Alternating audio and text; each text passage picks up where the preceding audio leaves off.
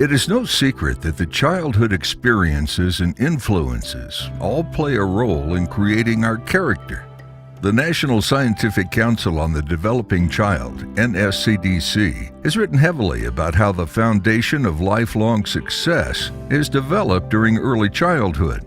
It is no surprise that scholastic articles, like many from NSCDC, state that the most powerful character-shaping tools are health and family love.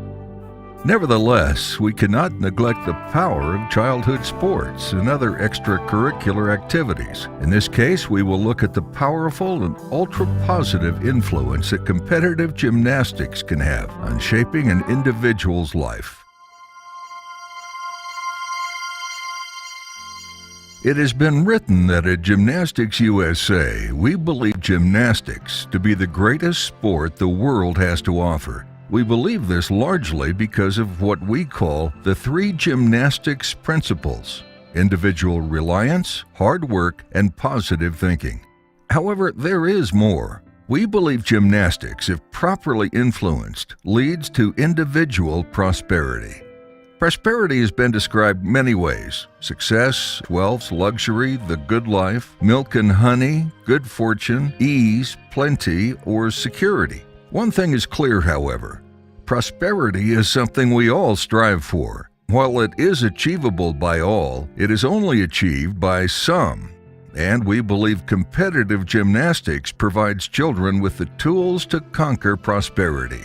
In the sport of gymnastics, gymnasts retire with 5 key prosperity tools: health, motivation, patience, self-confidence, and respect. All sports and extracurricular activities provide one or many of each tool, but none do so fully and harmoniously like the sport of gymnastics. At a professional level, not all sports promote a healthy lifestyle. For example, in football, one can excel by being small and fast, catching the ball and bolting towards the end zone. On the flip side, however, one can also excel by being large and even overweight, creating an obstructive pathway for the small and fast player.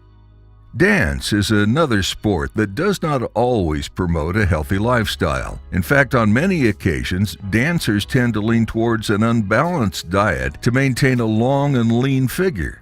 Gymnastics, on the other hand, requires a balanced diet and a constant full-body workout routine. Consider an Olympic gymnast in your mind. Do you not imagine a body of near-perfect physical health? This healthy lifestyle is so embedded in the competitive gymnast that they often carry it throughout their entire lives. One with a healthy lifestyle can focus on career building, family bonding, and general happiness without fearing the effects of neglected health. The motivational drive that gymnasts acquire is self-evident. If you have a daughter or son in competitive gymnastics, you have probably been amazed by how your child has their leotard or gym clothes on the moment they get home from school. This drive is because the gymnast knows without consistent effort they will not succeed. Being naturally talented at kicking or hitting a ball fast and powerful enough will not cut it here. Gymnastics is a very complicated sport, and many can't imagine how much time it takes to achieve the greatness as we see in the Olympics. In fact, most of the gymnasts we see on TV, ages 16 to 26 years old, have been training indirectly for the Olympics since they were only 3 years old.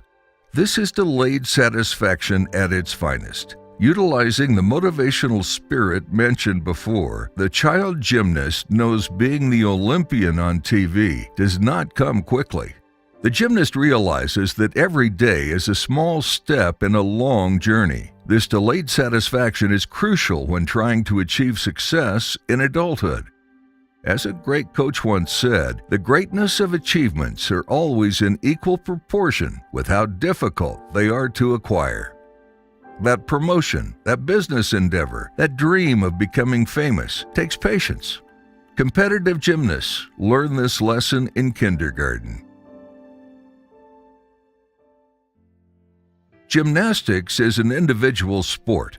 And like dance, karate, and swimming, gymnasts learn to be self-sufficient. Individual reliance is a part of the 3 gymnastics principles. We believe individual reliance is the greatest pillar to the success in one's life. Nevertheless, individual reliance is not always coupled with self-confidence.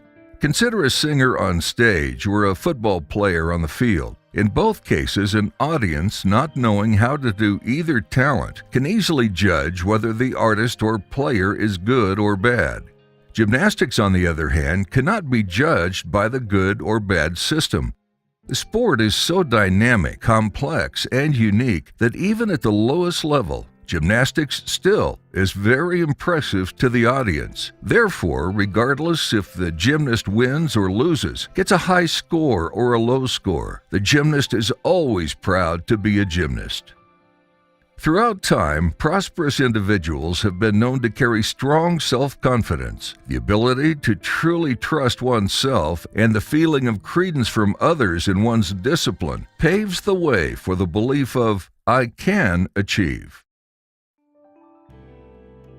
Gaining respect toward a mother and father is often a quick lesson, a lesson typically learned at such a young age that most cannot recall when they first learned it. Nevertheless, what about respect for other individuals, such as peers, predecessors, superiors, or even competitors? The concept of respect toward others is often learned quickly by gymnasts. One example could be told in a true story about a real gymnast. The gymnast was learning giants, a skill where the athlete swings circumferentially around the bar without stopping. After every attempt, the student gymnast kept falling, and the coach said, "You need to do it the way I taught you." The gymnast responded disrespectfully, "You didn't show me, you just made me try it. I bet you can't even do it." The coach looked at his student with alarm and dismay, placed chalk on his hands, grabbed the bar, swung giants 3 times, did the last one with one arm, let go of the bar, flipped in the air with a straight body, and then grabbed the bar again without touching the floor. He then looked at the gymnast and said, "Don't ever underestimate your coach." The gymnast at that moment learned what respect truly meant. How common is it to blame our coaches? Whether it is your superior at work, teacher at school, or your leading business competitor, we tend to blame them for our struggles. For example, in school, when we would receive an A, we'd say, "I got an A." But when we would receive an F, we'd say, "The teacher gave me an F." Also, when we don't get that raise or promotion, we respond with anger towards our superior. When a business competitor surpasses us, we claim they're cheating their customers. Respect for others teaches us that we can learn from our peers, predecessors, superiors, and competitors, and that we can move forward without being envious. As gymnasts, we work as individuals and reject jealousy. We don't scoff at others' hard work, and we don't blame others for any misfortune that comes our way. We learn from others that are better than ourselves so we can implement what they do and improve upon it from there. Employing this type of respect, we succeed in the sport, and with this type of respect, we succeed in life. It's clear that on the pathway to prosperity, one needs ears to listen, and you cannot listen if you do not respect. Here, it has been proven once again that gymnastics is the greatest sport the world has to offer.